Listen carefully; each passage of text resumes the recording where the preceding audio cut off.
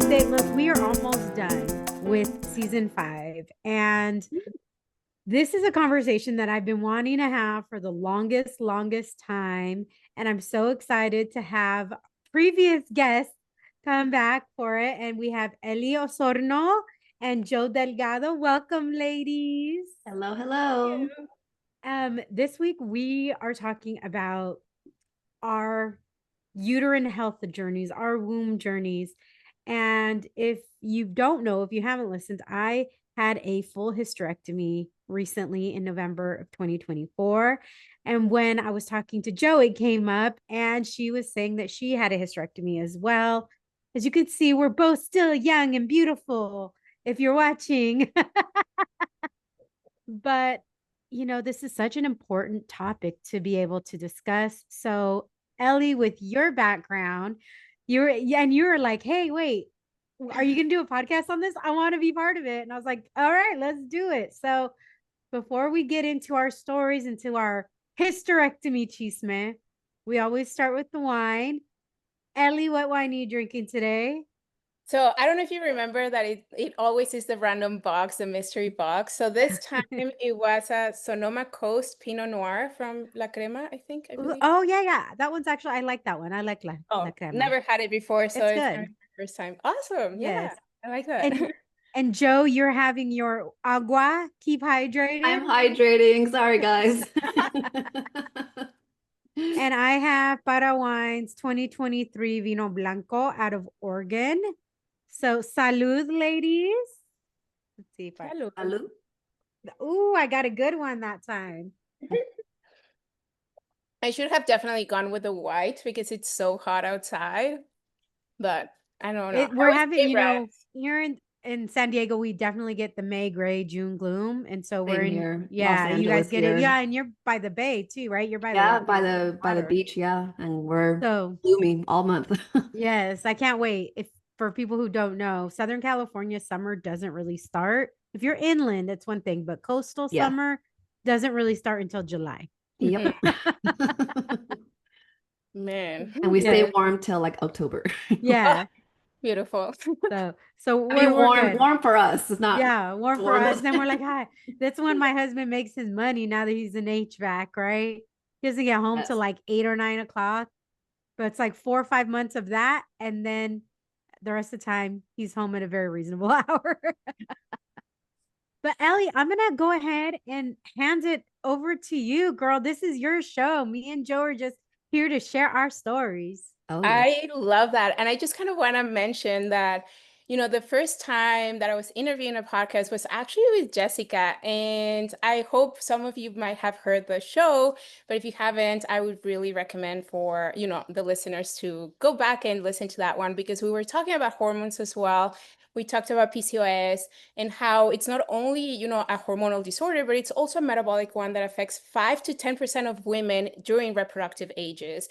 And so I definitely recommend, to checking out that episode.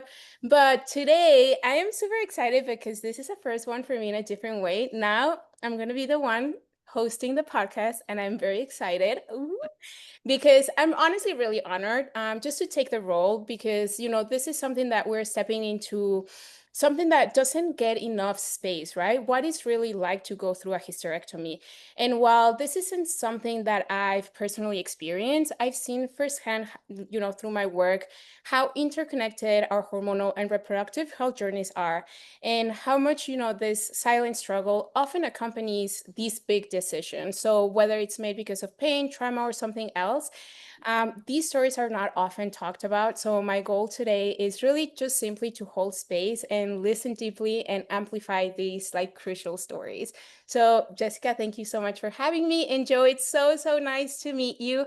So before we jump in, I'd love if you could just introduce yourself a little bit more, just share about who you are, what your life looks like these days, and just kind of when did you start noticing that something was kind of off with your hormones or just in general with your health. If Joe wants to start, that would be amazing. Joe, start. My name is Joe Delgado, as I was introduced earlier. As I am a brand and website designer, I own a studio called the Creative Inca, Inca with a K.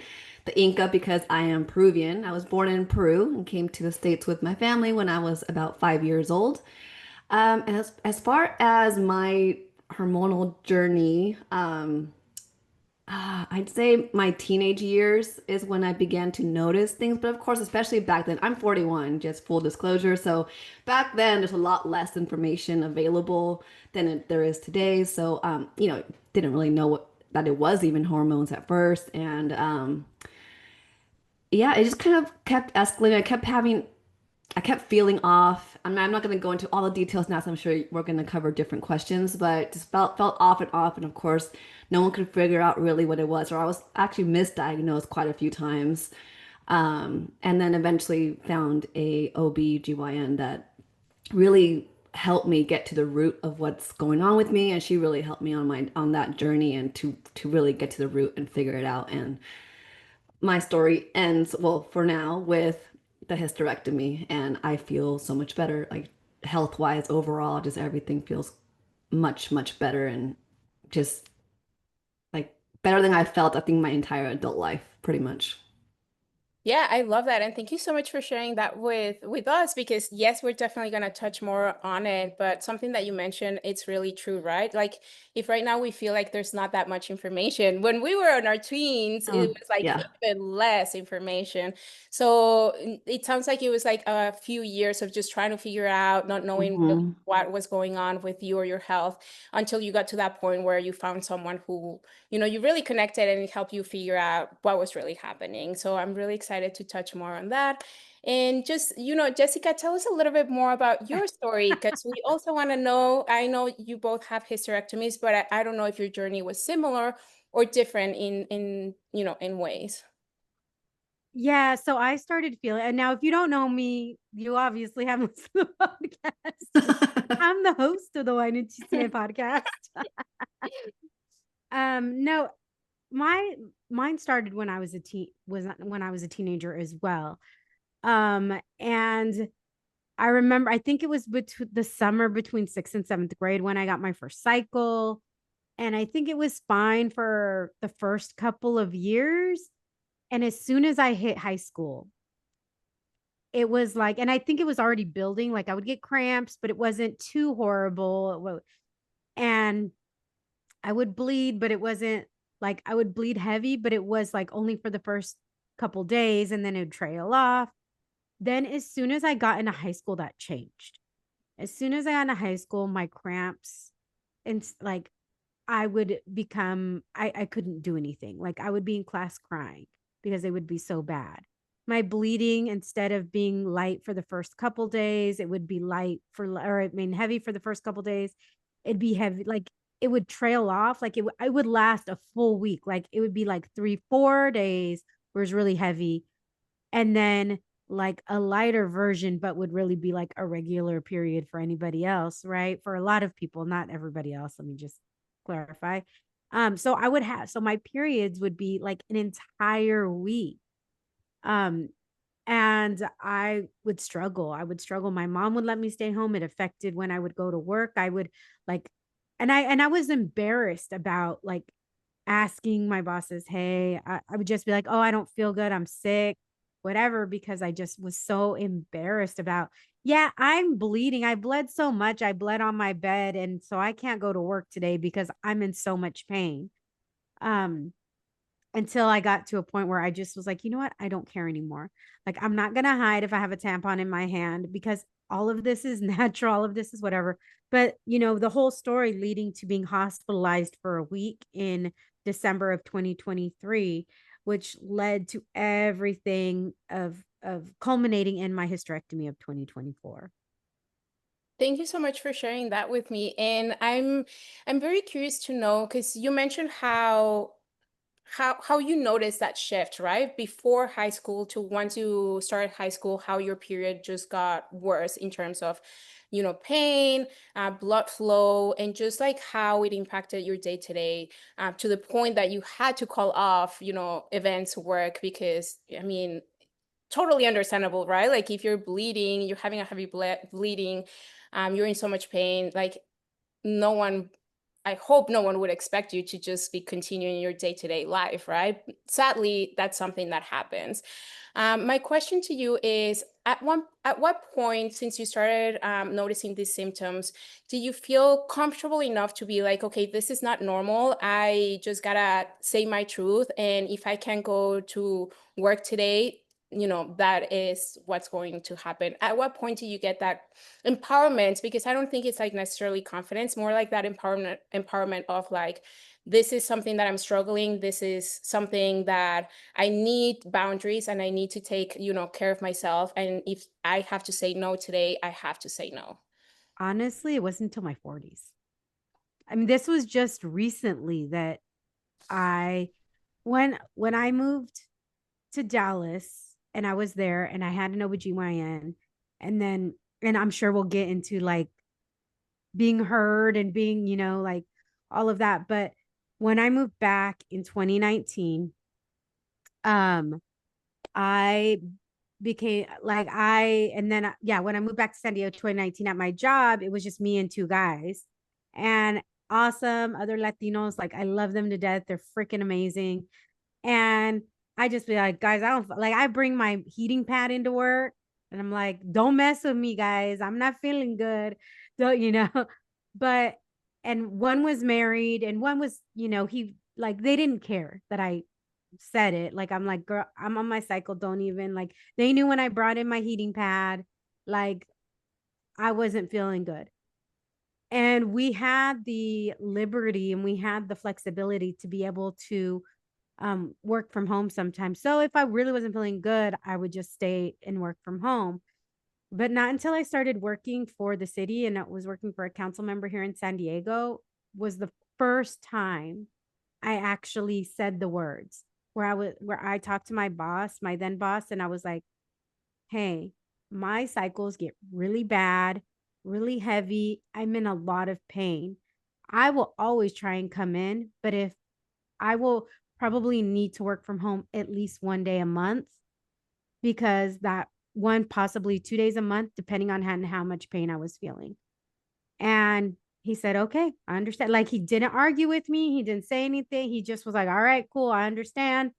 And that was, I think, I mean, that was probably like 4 years ago that this happened. Like I didn't have enough confidence to tell my boss that this was going on until I was 44. And I'm trying to remember well, maybe if it was to a male boss, excuse me, to female bosses that I felt like I could share with, I would. And that was even in my 30s. But in my 20s, I absolutely did not feel comfortable or secure enough, or there was still this element of embarrassment that I could say anything at that point. And that is so crazy, right? Like the whole time and until your 40s. And I don't know if it makes sense that it's also kind of like where we are right now, because I know that periods has always been like a taboo subject to talk about, and it's something that we just don't talk about.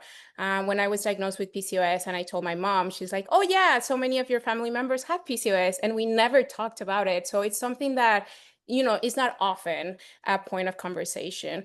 I'm curious, Joe, with you, did you experience something similar as Jessica, that it was mainly like when you were having your periods, painful, like, all those symptoms, or how was your experience? What was going on with your body that eventually led to your decision of having a hysterectomy?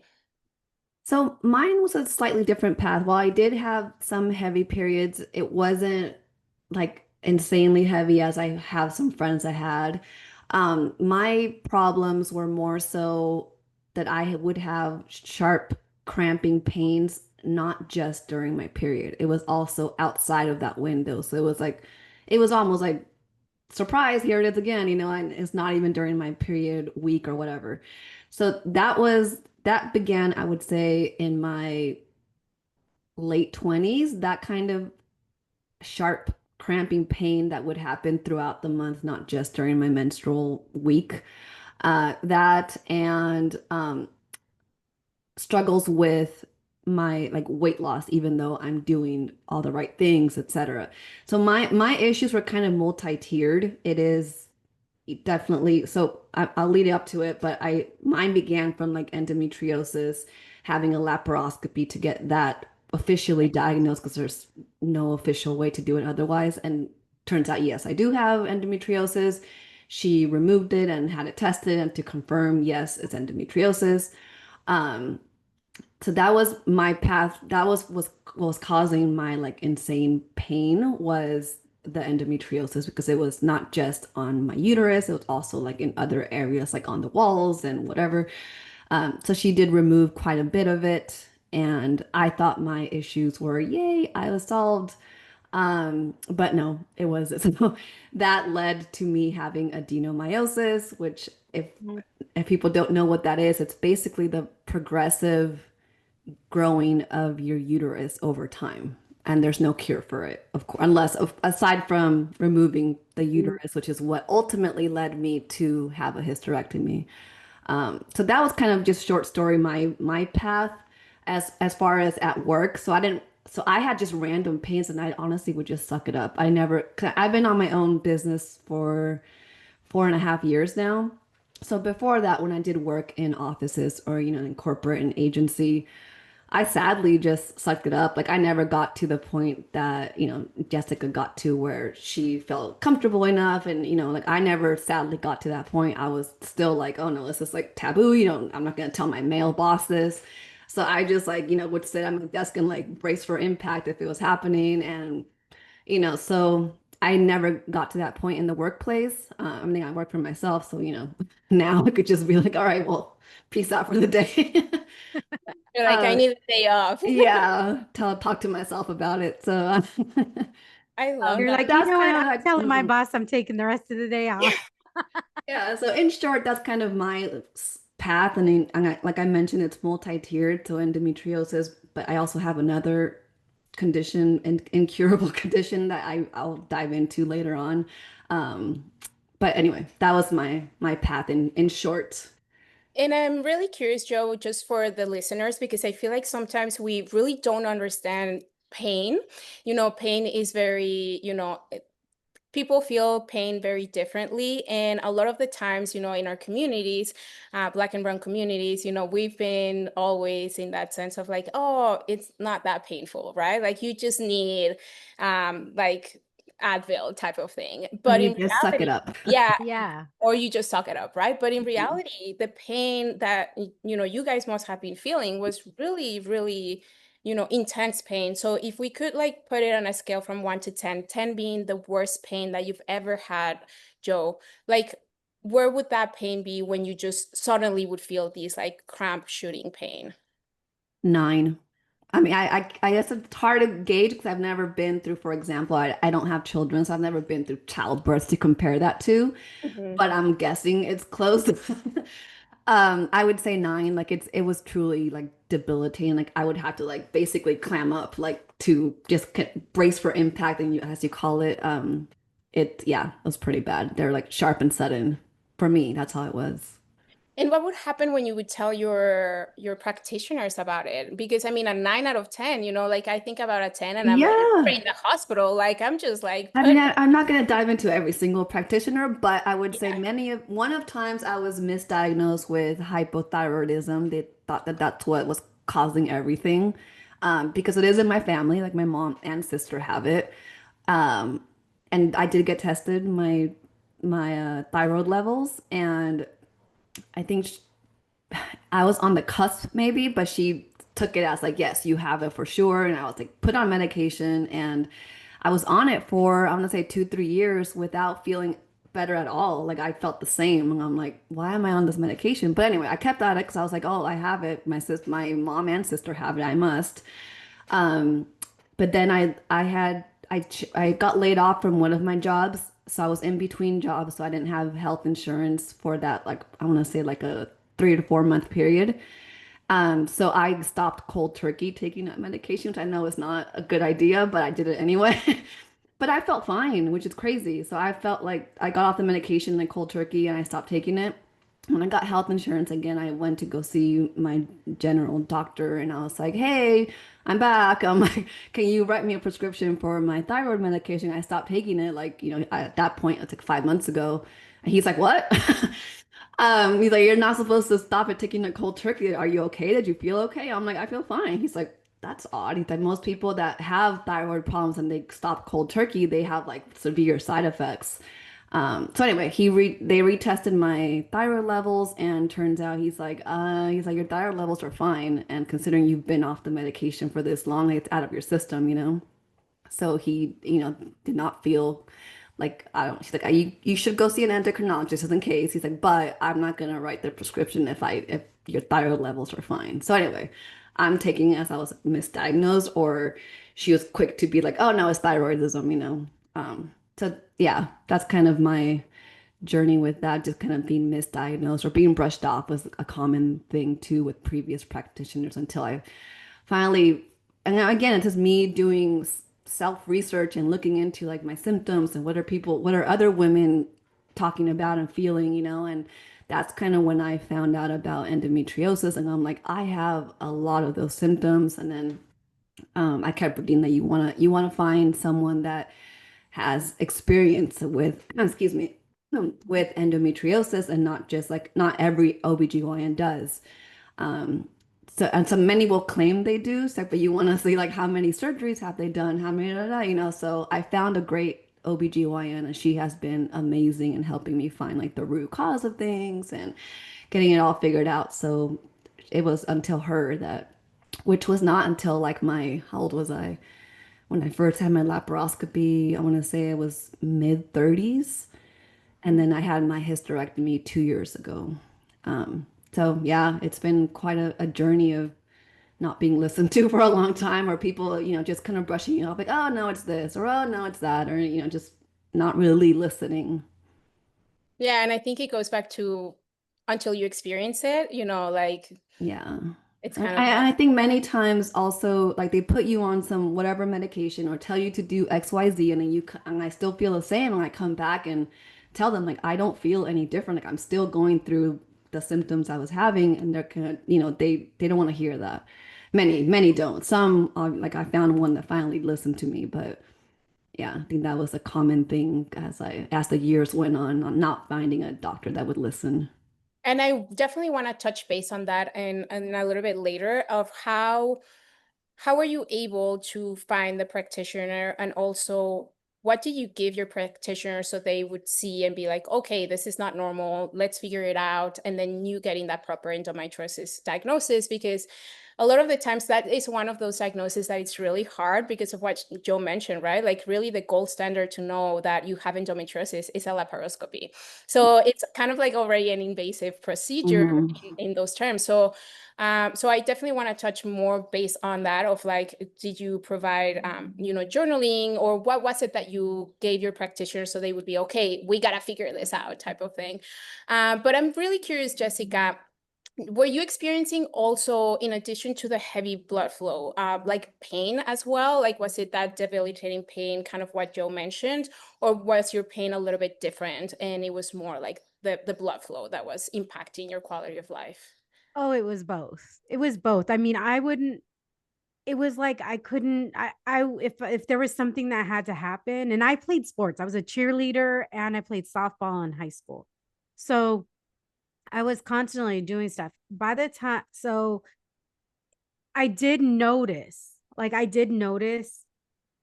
certain things would help with the pain, because yes, I would have to leave school. I'd have it like I distinctly remember a time where I'm like in chemistry class and I'm bowled over in pain crying, and I had to just leave.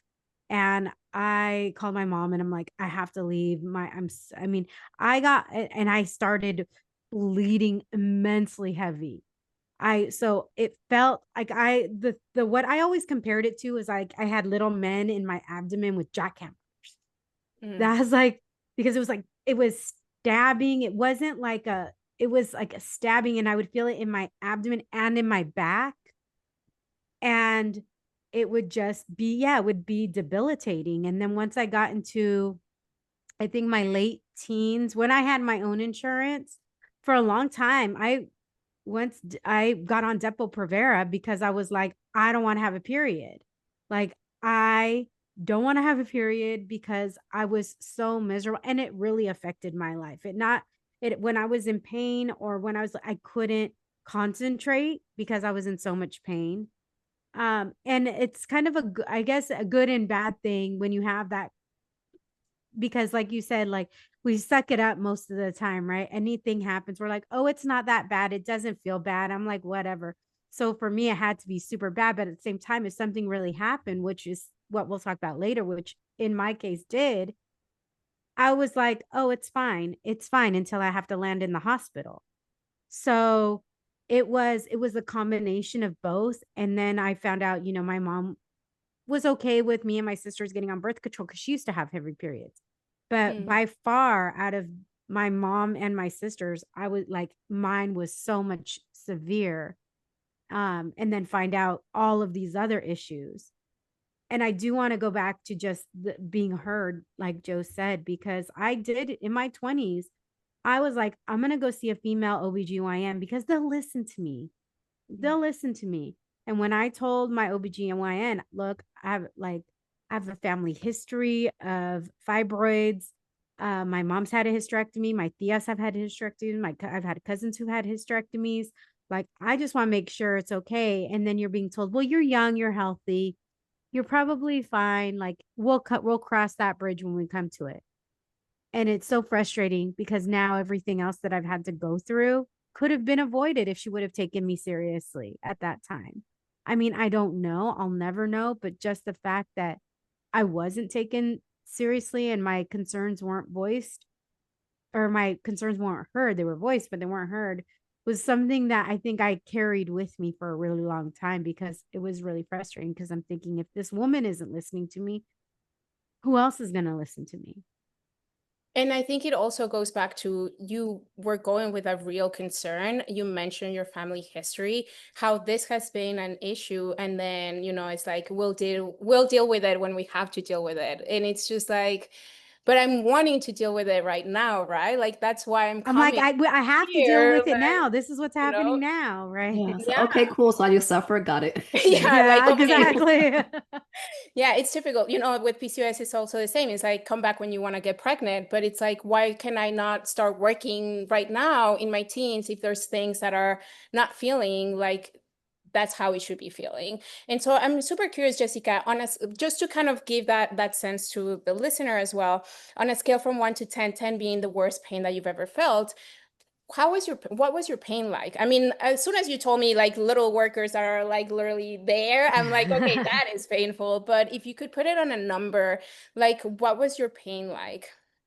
I mean, it was that I would probably say like, I don't think it was anything ever lower than like a 7.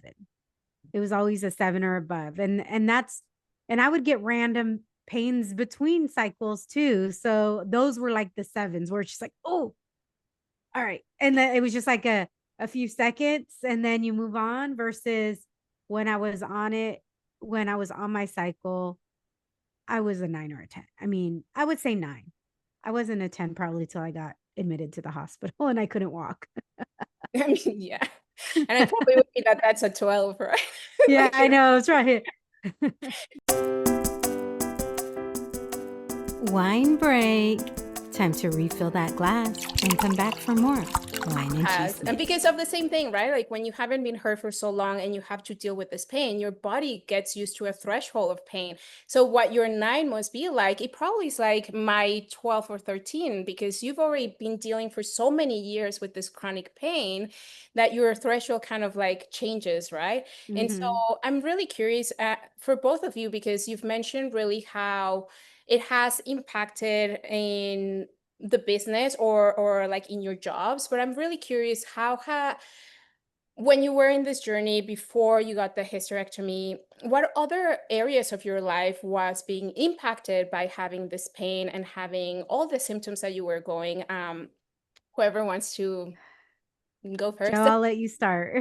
Okay. Other areas I would, obviously I would say personal relationships, like with before my husband, whoever I was dating, it's just, having those debilitating pains at the time, especially because it's not when I was super open about it. It was like embarrassing. Now with my husband, it's like you're stuck with me forever. Like you know everything about me now. So he was completely like, support. He's very supportive and through this whole journey because when I started the whole like from laparoscopy and on and all that, I've been with him. So he's been extremely supportive of it all. But yeah, it impacts, for example, with me travel too, because we love to travel. So like when we would go out and go to somewhere and let's say we're doing a hike and it one will hit me like during the hike and it's like we have to stop for like 30 minutes maybe at whatever spot we're at and just kind of like hunker down and till it passes. And so things like little things like that where I'm just like out somewhere trying to enjoy myself and then it just like boom hits. It's discouraging. Mhm. I would say for me, it kind of transitioned how it would affect my life. Um, I did find that when I was in sports, when I was moving, when I was younger, it would help me. Like it would help with the pain, right? Like the exercise was helping with the pain at that moment. And as soon as I would stop, the pain would come back when I was on my cycle. It affected just my social life, my personal life, because I would bleed so heavily that I would affect what I would wear. Um, because I didn't know if I was going to bleed through. I remember, and this was actually after I had moved back to California and I was um going to go to, you know, like the San Diego Hispanic journalists, like the NAHJ San Diego thing. And it was a combination. So I came down, I was in Orange County and I came down and I'm wearing this like burgundy dress because they're having like a Christmas party. And I'm at a coffee shop working and they're like, oh, we're about to close. Okay. And I'm like, oh my gosh, I feel it. Like all of a sudden I feel it. And I stand up and just, if you guys cannot handle the Cuisinart, like the icky stuff, like you might want to mute here, go up by 15 seconds, whatever you need to do. But a giant blood clot dropped onto the floor. And I started like in it, and it was so horrifying. And it was so, and I'm like, oh my gosh. So I'm like trying to be, thankfully, I'm like, where I was sitting was like against a wall.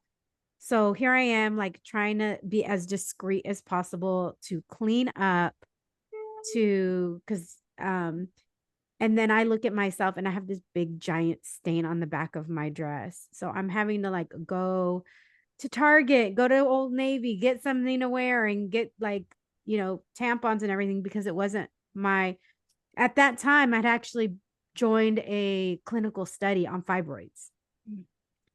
And it was a double blind study. So even the doctors didn't know, but they're like, if you're part of the study, like you got the real medication if your period stopped. So it actually stopped for a couple of months. And that's how it came back, even though I was still on this stuff. I was still in part of this trial in that. And, and that even changed because I was 439, 40, I think, when I got in the study. And that changed again. Like that being part of that study actually changed my cycle again. And from that point on, until I had my, till this last year, I was bleeding 3 out of 4 weeks a month. Oh, So thanks. I was in pain. I was bleeding.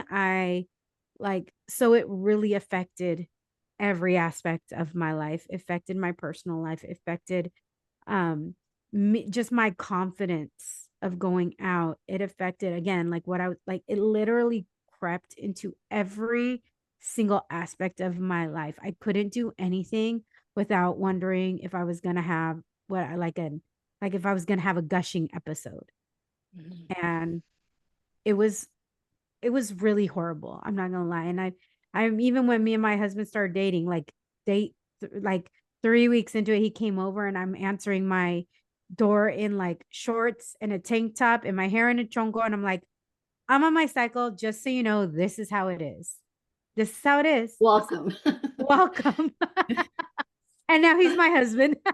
See, it worked. No, and I want to say thank you so much for sharing something that definitely is like really vulnerable, right? Because I can feel the fear, the uncertainty, the shame also, right? For having to deal with something that's so normal, but we don't talk about it. So it always there's like this feeling of like, can I even talk about it? Like, are people gonna look at me and differently? Even though we all go through periods.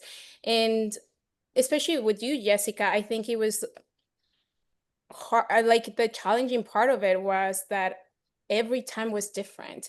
So you had to kind of like readapt to what was your normal, which it wasn't normal, right? But your normal kept changing. And I think that also adds that extra layer of like their own like different challenges, because you probably were used to something and then it just completely changed. And then now how do I adapt to this newness? And then completely changes again. And so the reason why I really wanted to ask in what ways has this impacted your life is because people don't really think that it's going to impact so much of your life. Like when you go to a physician, they just think that it's a pain on your period. But have they thought about like, kind of what Joe said, like, I am traveling, but there's always this fear behind me that will I have pain, right? Or you, Jessica, like, can I wear this or can I not? Because will that, will I be bleeding and I didn't know and I'm wearing white or like a summer type of clothing? So I think it was really important for listeners to know that it's not only, 7 days a week. It's not only that you're having pain like in between or after your period. It's also so many layers in your day-to-day life that get impacted and affected because of this. So I'm really curious, and we can start with Joe. How do you, during this time, how do you care for yourself, either physically or emotionally, like while all of this was happening?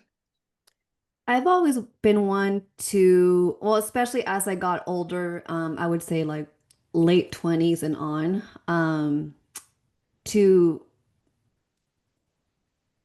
do what I have control over. So I was starting then, I was very diligent and still am with like my nutrition and with exercising, things I have control over. And I'm like, okay, I'm gonna do these things, these lifestyle things right so that I can mitigate like, okay, is it my lifestyle that's causing these problems or not? So this my way of kind of what's the word I'm looking for, to kind of check off boxes, like, okay, is it my lifestyle that's causing me these problems or not? So then I can check off like, no, I am doing things right with my nutrition. I'm doing things right with my exercise. So it's not those aspects that are, making me feel this way. This is before I knew what was wrong with me, what was going on with me. And like I mentioned, my issues were multi-tiered. It's not just the endometriosis. Like I also turns out I have like a condition called lipedema. It's lipedema, which actually 11% of women have it, but don't know it because it goes severely undiagnosed. And it's a condition that no it affects your connective tissues, which includes like your some fat cells that in layman's terms they kind of harden and stay there, and they cannot be removed via diet and exercise. So it drives someone insane when you're doing everything right and still, and then my hormones were fine, by the way. All throughout all of this, my hormone levels were always, because I would constantly get tested. Like I would, easily once a year, sometimes multiple, to get my hormone levels tested. And it was always normal, which added to the mystery of like, what is wrong with me? Like, why don't I feel great? Like my hormones are fine.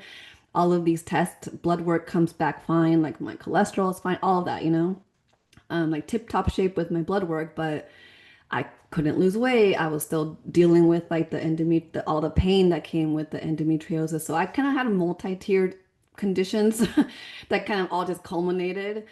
So lipedema is also a condition that does not have a cure, just treatments and also conservative treatment and also surgical treatments, but no actual cure. And it is a hormonally triggered condition. So mine seemed to have started when I hit puberty, for example. So I have had 3 treatment surgeries to remove those affected connective tissue cells. And I just pray it doesn't come back when I hit menopause officially, because I'm pretty sure I'm in perimenopause right now, but I'm not officially in menopause. With my Did they leave so they left your they ovaries? they when left. you- I only have one ovary, so that's a fun fact. That was this. I had my OB discovered I have one ovary when she did my laparoscopy. She's like, "Did you know that you only have one ovary?" I'm like, "What?" But yeah, she's there's only one. So she left my one ovary in there. Everything else has been removed though. Which I thought that meant I had like a partial hysterectomy, but she's like, no, that you had a full hysterectomy because we removed your cervix, uterus, fallopian tubes. And I'm like, oh, okay. Um, but yeah, so I did not get surgical menopause. I still will have natural menopause, even though it might come a little earlier than it would have otherwise. Um, but yeah, like I meant, so I'm that's I'm very curious, Joe, and I have two follow-up questions because Mhm. yes, definitely lipedema is something that it's also, not talked about. Yeah. I just started seeing it more and more about it on social media, but one of the things that I do know is that it can also cause pain. Have you Yes. felt pain as well, as part of like the lipedema? Yes. So my endometriosis pain was mostly abdominal and some like lower back because it's all, torso basically was my endometriosis pain. I'm guessing at least. A lot of the lipedema pain is more so in the areas where it's affected. So for me, it's mainly legs, Mm. and then some torso, and then minimally I had the least in my arms.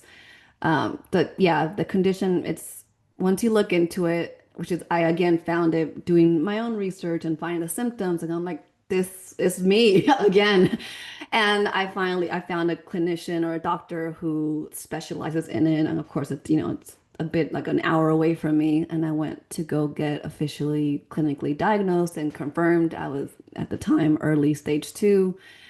Um, but yeah, it's a relief and also kind of like when you find out like you have another incurable disease. Yeah, it sounds um, like you get that, like, okay, I'm not Validation me, like, almost, yeah, and like this yeah. is real, but also like now what the heck am I gonna do with Yeah, because like I wasn't crazy, like yes, now it makes sense. But it's another thing to deal with, so Yeah. yeah, and then mine was definitely multi-tiered. and then the other thing that I was curious about is because you mentioned that hormonally and your blood work was just like top notch. Did that Yeah, get even more challenging because physicians yeah. are like, oh, you're normal, like And you're I think that's why so many of them were quick to brush me off. They're like, no, her blood work looks fine. Her everything looks And fine. it's What is so she so frustrating worried because you're about, like, But I it's know like, something is wrong, right? yes, I was like, I do not feel right. Like this is pain, this sharp pains I'm having is not normal. Like, and they're quick to also slap, especially when I was younger, it's like to slap on birth control. Cause like, oh, that'll control your pains. That'll control that. That'll take care. I'm like, no, but you're Yep. putting a band-aid on it. You're not really getting to the root of what's causing all this. So that was a big struggle. I was on and off birth control since I was 16, basically, due to all of that. Um, so when I got older, I was like, I don't want to be on birth control anymore, especially once I got with my husband and we decided like, we're not going to have kids. Um, and I was like, but I don't want to be on birth control for the rest of my life. Like, no, so I refused at that point, but they were like, well, that'll make you feel better. And I was like, yeah, but it's a band-aid. You're not really helping me figure out like, why do I feel this way when my blood work is normal, my hormones are normal. So that added to like the struggle of finding someone to listen or, to be heard.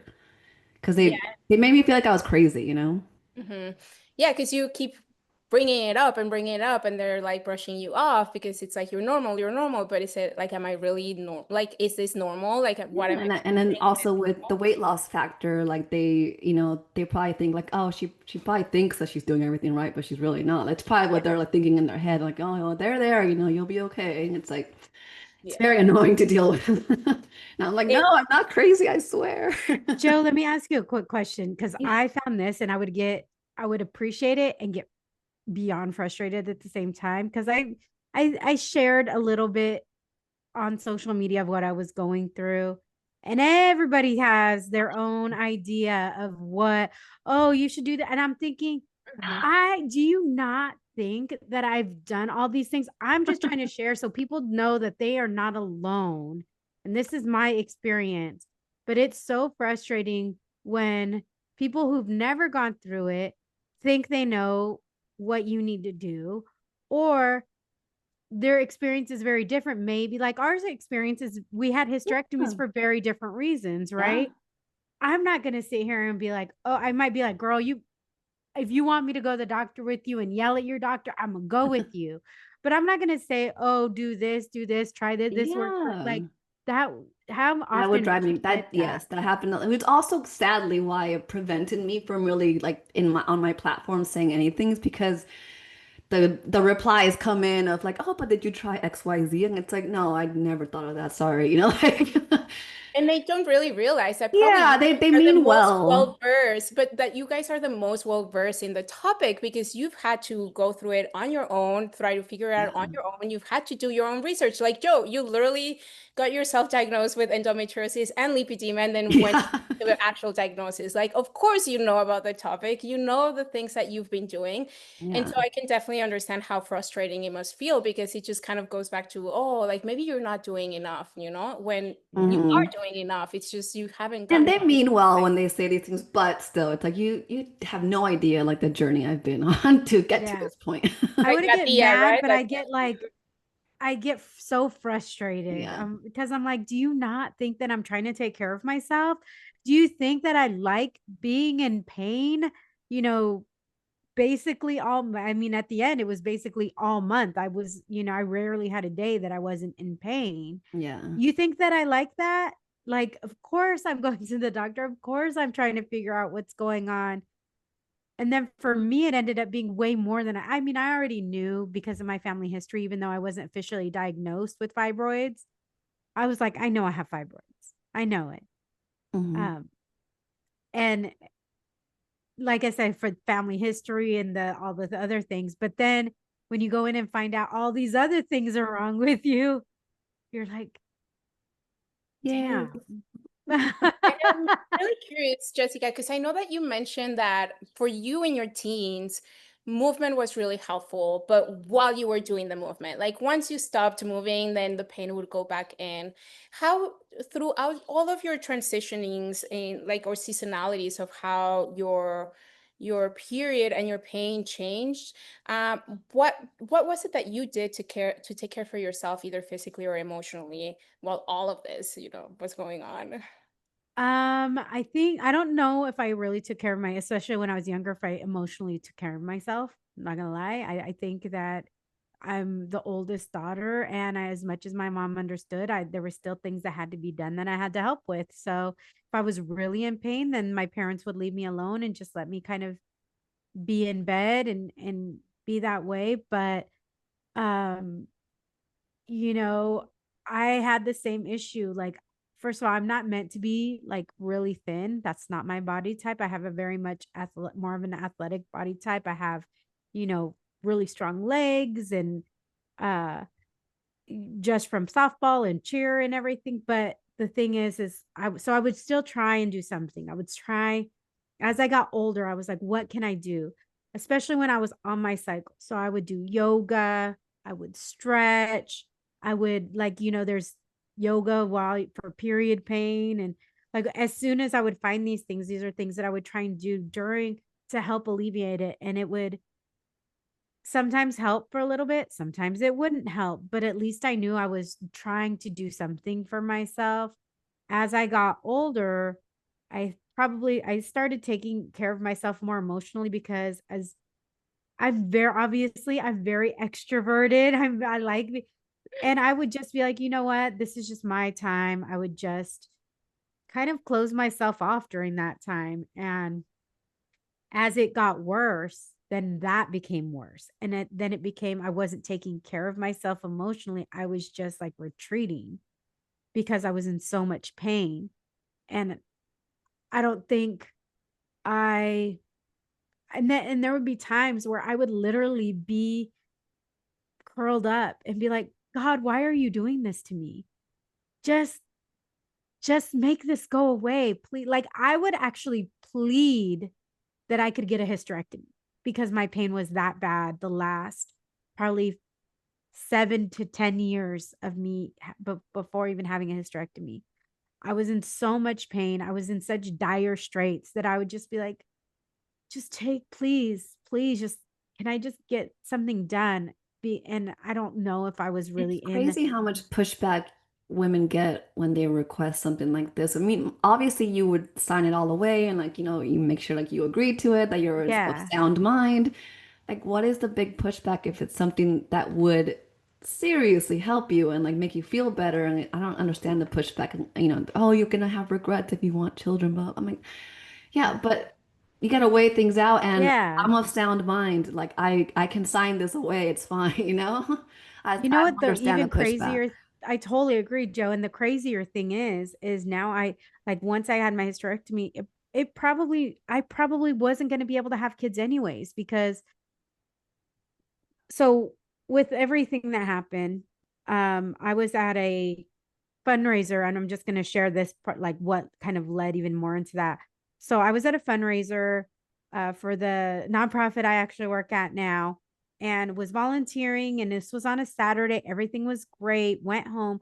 Sunday, I woke up in pain. Hmm. And I'm like, and I had just had my cycle. And I was like, oh my gosh, it's starting again. Like, dang, you only gave me like 2, 3 days of a break. It's starting again. But I wasn't bleeding. And then my dog, she wanted to be on me, and I was like, oh no, no, no, no, it hurt too bad for her to be on top of me. The next day it hurt even worse, and I'm talking to my mom, and my mom's like, Mija, you need to go to the doctor. Mom, I'm probably just gonna get my cycle again. With my abdomen and my back were hurting. It felt like period cramps, like really bad period cramps. And I said, if I'm still feeling like this tomorrow, I'll go to the doctor. Tuesday, I can barely walk. I go to the urgent care. They triage me because I was on Medi-Cal at the time. Me and my husband were not married. Thank God. Like, I had it. But they triage me, and they're like, you need to go to the hospital right now. You need to go to the emergency room.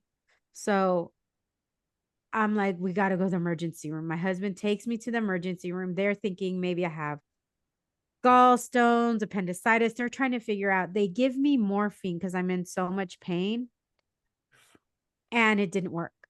And Oh even my. 45 minutes later, I'm like telling my husband, when is this supposed to work? And he goes, are you kidding me? He's like, babe, that's supposed to work immediately. And he runs out to the hall. She's still in pain. She's still in pain. And that I end up getting admitted. I'm there for a week. I had abscesses in my ovaries. I went into sepsis. They Hmm. thought I was going to die that night. They had to put 2 softball sized drains in my abdomen because it was just full of fluid and pus and all this. And um by the time I got out, they were like, okay, my body's like, girl, bitch, we gonna fight. Even though I was like, I was oblivious to how serious it was, because I even have doctor friends, and they were like, we didn't want to tell you how serious it was. And one's an OBGYN too. And she's like, we didn't want to say anything because we didn't want you to think, oh my God, this is it, and give up. Like, that's how serious it was. So eventually I find, the OBGYN that I currently see. And what they end up finding is I had an enlarged uterus. So I had an enlarged uterus infused to my colon. Oh Oh my no. God. That's might have been where I would have gotten had we not. So Yeah. adenomyosis, was it due to that, the enlarged uterus? I don't know. I don't remember what exact. I'm sure it's in my chart Yeah. somewhere. In your book. Yeah, in my book. But I had an enlarged uterus. I had abscesses, or I had and then when they eventually did the hysterectomy, and we can always talk about this later, but eventually when they did the hysterectomy, they had to remove both my ovaries, and they had to move my appendix because my appendix were wrapped around my ovaries. Oh my God. Oof, my God. So I was so messed up And from it's all so that. sad that it got to that point because all of that where you just described everything going on inside your body was happening. And that's why, the pain was where it was for you because it got to that point. Yeah. Yeah. My God, that's so scary. And I'm really curious, Jessica, because you mentioned that you went to the hospital, they did all these tests, they found out that you had these abscesses. Did you get out, like you left the hospital and then after you found the OBGYN, that's when they did the hysterectomy, or was that while you were in the hospital? No, it was after. So I went in the hospital in December of 2023 and I was in for a week. Like, you're not expecting to be in the hospital, right? For a week, no less. Yeah. But they were like, no, your infection is way too bad. You cannot leave. Oof. And so then they referred me over to the Family Health Centers of San Diego. And they're like, they have very good OBGYNs. And I was telling Joe before we started recording, that first OBGYN that I saw was a white gay man who was awesome, but he was late to see me and he apologized. And this was such like, it should not be a revelation, but it was such a revelation that he came in and said, I'm so sorry I'm late. I was reading your chart and it's about this thick. And it's like 2 inches that he's indicating that my chart is. Yeah. After doing the test, because my cervix wouldn't open for them to do stuff. So he even gave me a pill. He even gave me like stuff to help it out. And by the time he got in there to do like the little sonogram, he was like, it's just too difficult for us. And he sent me over to UCSD. And when I went over to UCSD, my doctor is Latino. And so I'm telling him, and he's reading, he's like, I read your chart. Oh my gosh, like this is, you should not have to be dealing with this. The first time, like between those two doctors, it was the first time I heard a doctor say, no, this is not normal. You should not be dealing with this. I got And chills. I started bawling. I started crying because it was the first time I felt heard about what was happening in my body. And it took me almost dying to find this out. And I'd had other issues like with my nephews when I was like, I had dripped into a hotel lobby. Thank goodness it was a woman in there. I'd had all of these things where I just was starting to lock my own self up, because how can you have self-confidence like that when you feel like your body's turning against you? Because that's on it. And I imagine, Joe, that's kind of how you felt. Like I felt like my body was turning against me. And so I just started crying and said, thank you so much for saying that. And even in that first appointment, he was like 2 hours long because he was like, let's get an ultrasound. They couldn't get, again, my cervix wouldn't open. They had to get a specialist. They had to do all of these things to try and even get it in. Then I even had to get an endometrial biopsy. If you've ever had one, you know those are not fun. They're basically cutting you and and I was just, my pain tolerance had gotten so high, it didn't even hurt. I was like breathe. I know, that's how terrible Which is is sad. that? I know. Yeah, it's very sad. And I was just like breathing through it, and they were like in shock. But then again, stuff like that, the fact that we don't get pain meds for stuff like that, like it's Yeah, it's ridiculous. It's baffling. so yes. Like, do you want me to go in, like, let me go inside your penis with the little scissors I'll and see snip how it you and like it? yeah, Yeah, cut while something you're out. awake. That with nothing, with no anesthesia, no pain medicine, no anything. And so that's kind of like where all of that happened, and finding out all of these things that you have quote unquote wrong with you.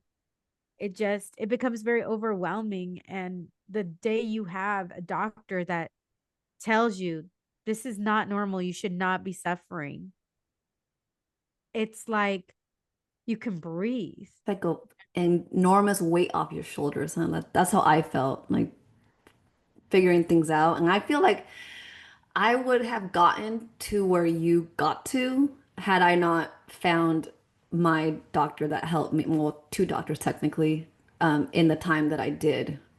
If I kept getting brushed off and just kept dealing with the pain, or like hunkering down with the pain and dealing with everything, I feel like I would have gotten to that point. I'm grateful I didn't, but it's so sad to hear that you did go through that and I don't know literally how. almost died. Yeah, I mean, Joe, I don't even know if I told you, I bled through my wedding dress. Oh, I Yeah. told Ellie, like, mhm. you can barely, like, if you, like, it was getting to the point, thankfully the bustle kind of covered it up, but every 20 minutes I'm grabbing my sister. I even had to grab my husband one time to hold my dress up and I'm wearing the ultra tampons, the giant nighttime pads, and period panties. And it bled all through that. Oh my God. And the doctor had even given me something. He's like, okay, take this. He had given me, I think, like a high dose of progesterone to help so I didn't bleed for my wedding. I was like, I was like, I just don't want to bleed for my wedding. I'm like, that's all I'm asking. I don't want to have to worry about this for my wedding, of course. And I take it the way. And every time a doctor would give me these things, they just didn't ever work. Like they didn't ever work. And of course, I start my cycle at our um at our welcome dinner, at our rehearsal. Well, it's not, we didn't have a rehearsal. So at our welcome dinner, I bled through. It looked like somebody had spilled wine all over me. Thankfully, I was drinking red wine. So if I really needed to spill something on I guess it's a myself, party. yeah.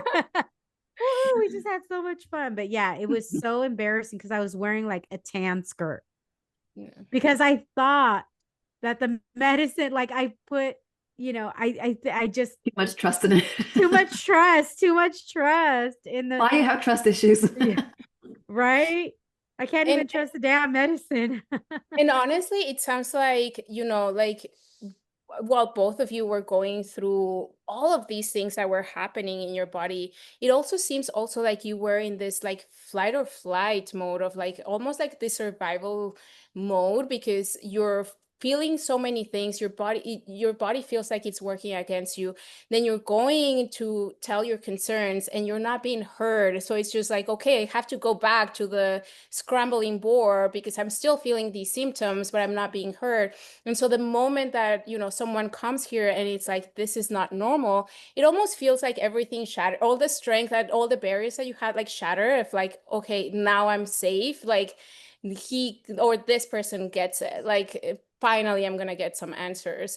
And so, man, I just like when you were mentioning Jessica, I just got chills because that emotion and vulnerability of being able to find someone that was actually like, okay, let's take the time and figure out what is going on. It doesn't matter if it's like 10 minutes, 1 hour. I'm taking the time to actually read through your chart, see what's going on, and then make things happen. And I mean, I'm so glad that you got it, but same as Joe was mentioning, it's such a bummer that you had to get to that point so that people were actually like listen and be like, okay, there's something going on.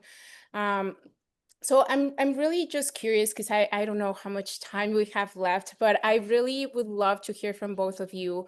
Um, Especially because if someone's listening who's facing this decision or feeling like overwhelmed about what's going on, what would you want them to know? And also, what do you feel like helped you finally get these answers and the care and treatment that you deserved? Because I know sometimes there's like people who go and keep telling them, this is not working, this is wrong, I'm feeling this way, but they're still feeling unheard.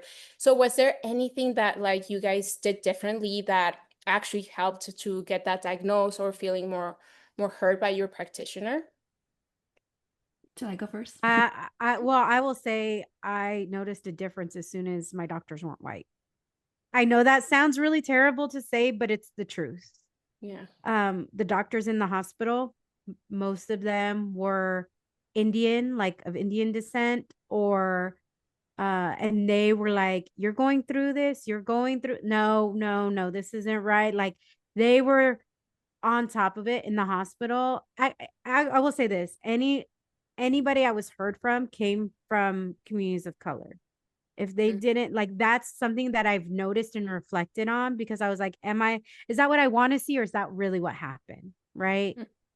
And I noticed that's really what happened. It was like I said, my OBGYN right now is Latino.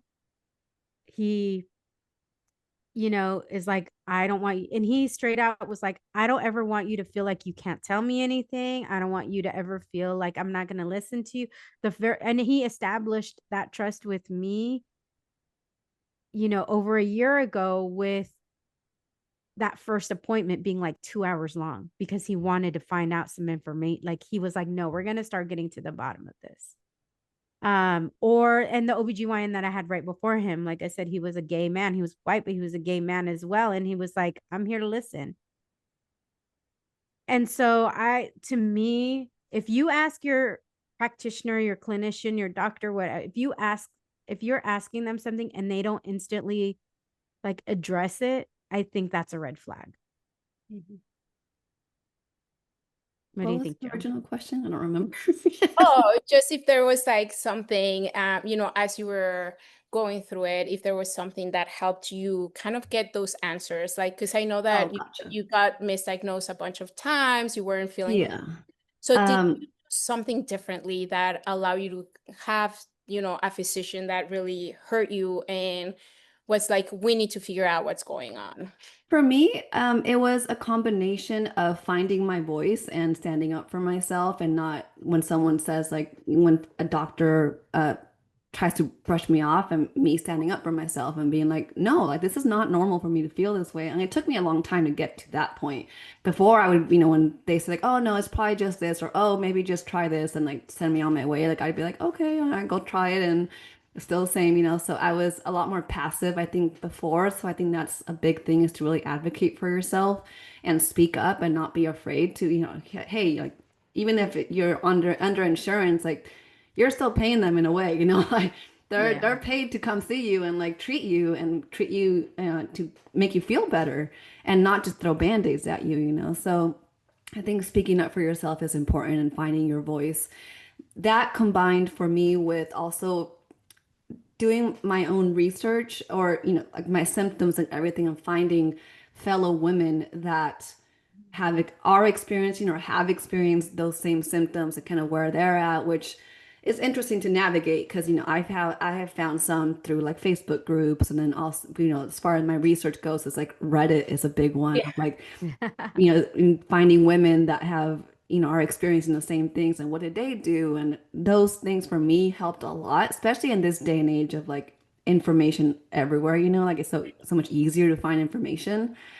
I think combining those two were key for me, especially advocating for myself. I think for far too long, I Have was very to. passive about it, kind of like, well, they didn't figure it out again, so here we go again, So it was very a passive attitude, where I got a lot more, I'm just gonna say, aggressive about it, and finding a doctor that will, help treat me, find the root. And for me, it was a mixed bag of like who's misdiagnosed me and not. It was like all racist, I swear. Like, no matter, like, it was all over the board. So I didn't experience the same as Jessica in that sense.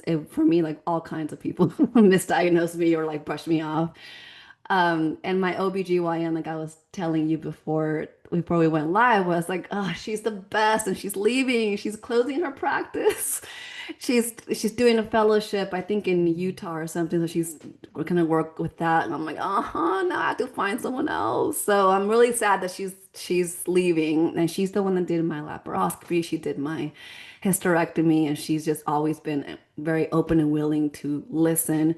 Even when I told her, when I got diagnosed with lipedema early stage 2, there's so many doctors that are not familiar with what lipedema is, because it's not really covered yet in medical school. So if that's not your specialty, you really don't know about it.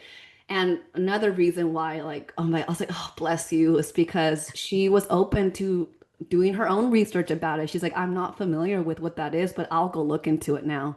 Oh, She that's so went, yeah, she went, awesome. and she did her research on it, and she, again, validated me, like, okay, this is a legit condition, and it wasn't made up by someone. But she wasn't very familiar with it. I mean, sadly, so many medical professionals are not, and people are just misdiagnosed, or like, yeah, misdiagnosed, even though they may have lipedema. Like, it's just assumed you're either just, oh, it's just obesity. Oh no, she's just overeating. Oh no, it's just that, but there are many, and I see them on the street now that I know what it looks like.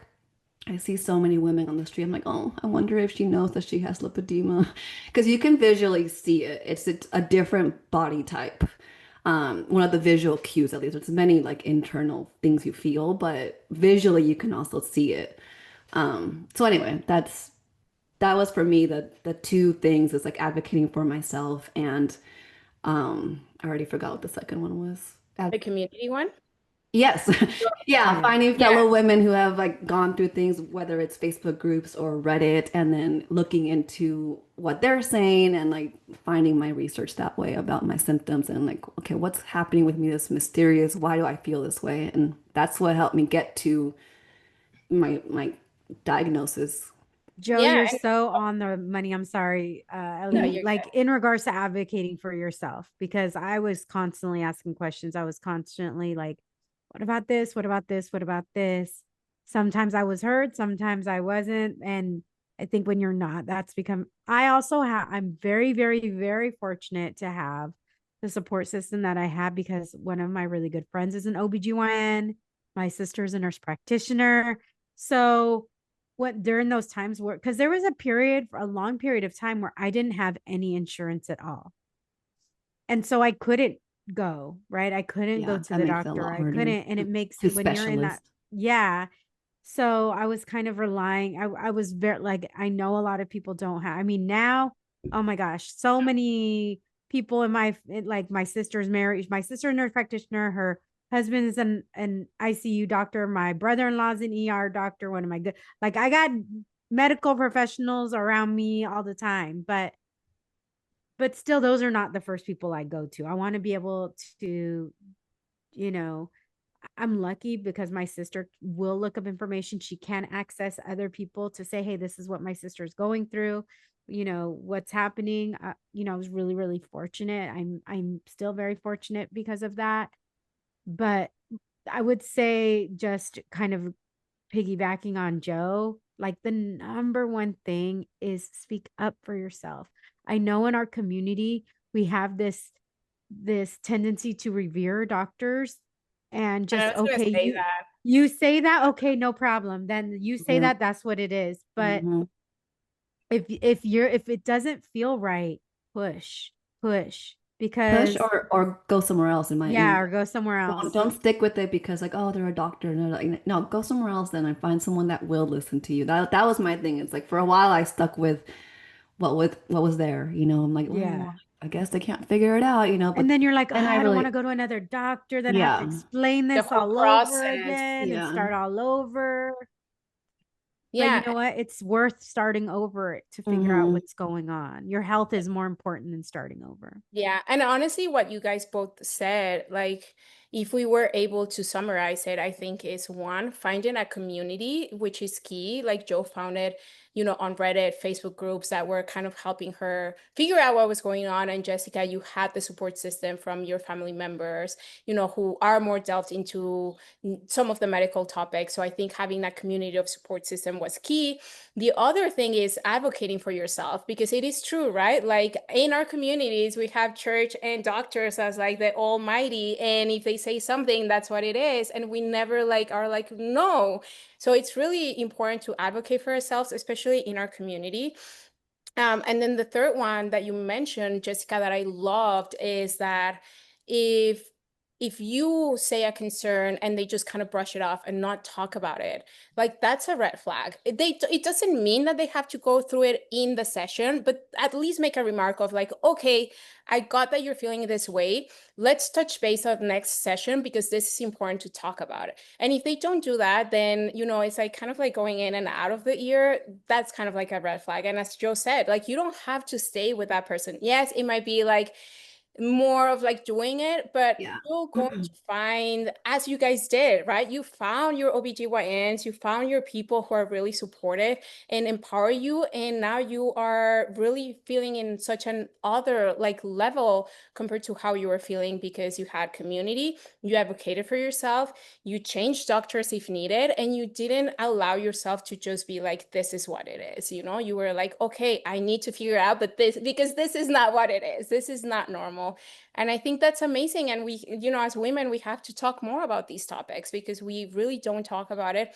I really wish we could have a part two just to talk about the after the hysterectomy, because that's Life after hysterectomy. right, Yeah. because that's a whole different topic. I kind of what Joe's Oh, girl, let me tell you, before I got on the hormones again, I was like the Llorona. Like I was the biggest cry for everything. Right before Christmas, my husband's like, what? He took a nap and I literally cried, not just cried, bawled for like 4 hours. And he's like, "What's wrong?" Nothing. Is the movie?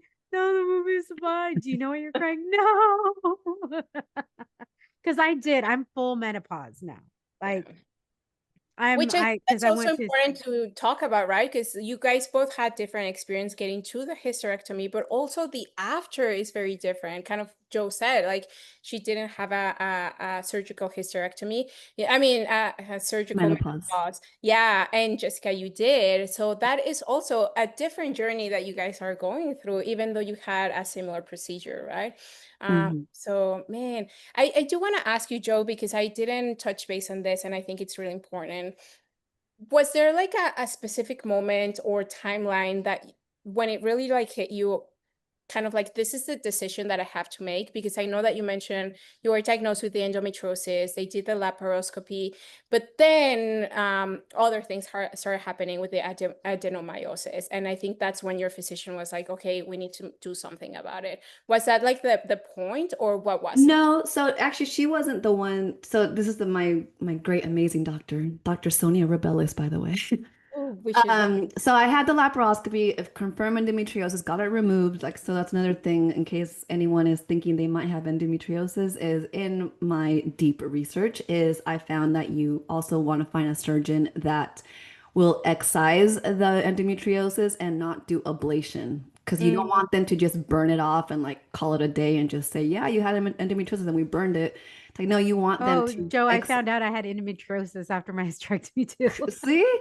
Yeah. And then you want them to excise it, which means cut it out and send it for testing to really confirm that you had endometriosis. So it's a little sidebar. Um, so I had that, and then after I recovered, I was feeling pretty decent. I was like, okay, I think I feel better. This is yay, woohoo. And then some pain started coming back. It was a little different. It wasn't super sharp, but it was more of a dull pain, but it kept like increasing and constant. I always felt bloated, like super bloated. And that's when we confirmed that I have adenomyosis, which is a progressive growth of your uterus over time, which basically would mean I would end up with a faux pregnant belly. And I'm like, well, I'm not even having kids, so this is stupid. Like, why? And she again said there's no cure for it, but we can treat the symptoms with birth control if you want. And I'm like, no, I'm done going on birth control. Like, I've been doing it for way too many years. Like, who knows what kind of damage that does.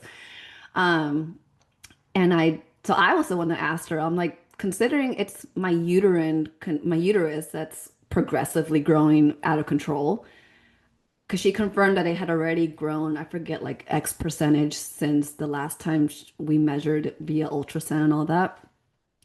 Um, I was like, is removing it like via hysterectomy, will that solve this problem? And she was like, yeah. It's like, is that something you want to do or explore? I was like, yes. I'm like, we already for sure, we know we're not having kids. Like before we even got married, we decided. So it's not even an option like kids, so I'm like, I don't need my uterus. I'm like, get it out. And yeah, she thankfully was very much like, all right, like, well, let's get this in the books. Let's explore this. But yes, removing it will stop your adenomyosis. It's really the only way to stop it.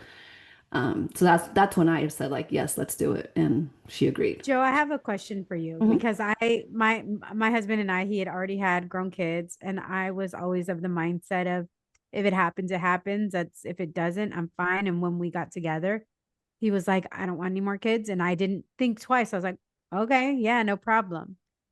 However, after I had my hysterectomy, I felt like I had this mourning period because before it was my choice. Like it Mhm. was my choice to not have kids. Now that choice is no longer mine. Even though I did choose to have the hysterectomy, even I asked for the hysterectomy, it was just this weird like mourning that I still had for my womb. And like, did you ever experience that as well? Kind of. I mean, I'll skew my post hysterectomy feeling like a little bit different in that I think I felt a little bit at the moment less of a woman, if that makes sense, because I don't have a uterus, which is what makes a woman makes life. I felt that kind of part of it, but I didn't really feel a mourning as far as like no kids, because I was the one that did not want my own kids even prior to meeting my husband. And he, you know, was on board with that once we got together, and especially once he proposed. I was like, hey, just want to make sure like it's not happening. And he's like, oh no, no, no. Yes, I know that. But anyway, so I didn't feel the same type of mourning, more so kind of like, does this make me less of a woman? That kind of thought, but it didn't last long. I was so happy Yeah. after.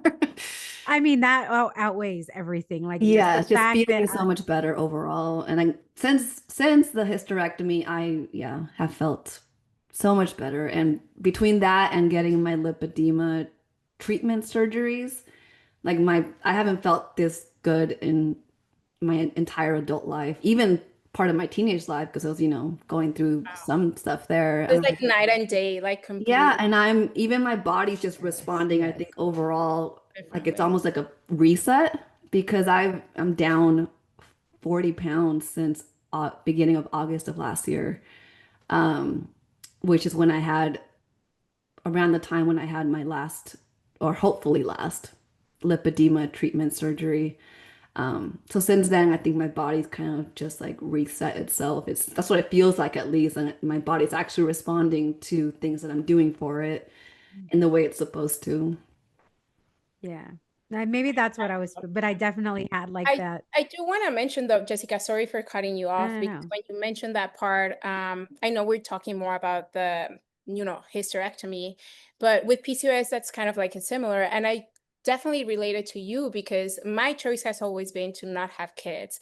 And then when my PCOS went back to like, oh, this is not, like the way that you are normally, that was the fear of like, since I was a kid, I've never wanted kids. I've always made a choice that I don't want to have kids. But once my PCOS was unbalanced, and then I had that fear again of like, oh, but now it's not my choice. Now it might be that I just can't.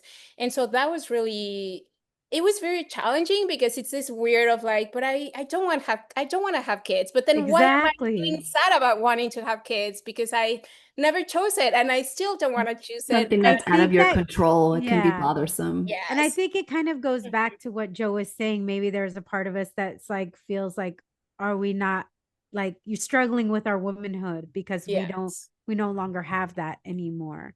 Mm. Mhm. So, but ladies, thank you. So this was Wow. such an important conversation. Ellie, first of all, thank you so much for leading me and Joe. This is the Wine and Chisme podcast with Ellie, Ellie Osorno this week. But Joe, thank you so much for sharing your story. Like I said, me and Joe, we've known, right? We've known, but and we're Mhm. like, we need to talk. We need to talk. I want to hear your experience. So this was really the first time we've heard each other's experience Oh, because Yeah. we hadn't had a chance to. We just both Uh, knew we had hysterectomy, so we didn't know like the stories that led to it.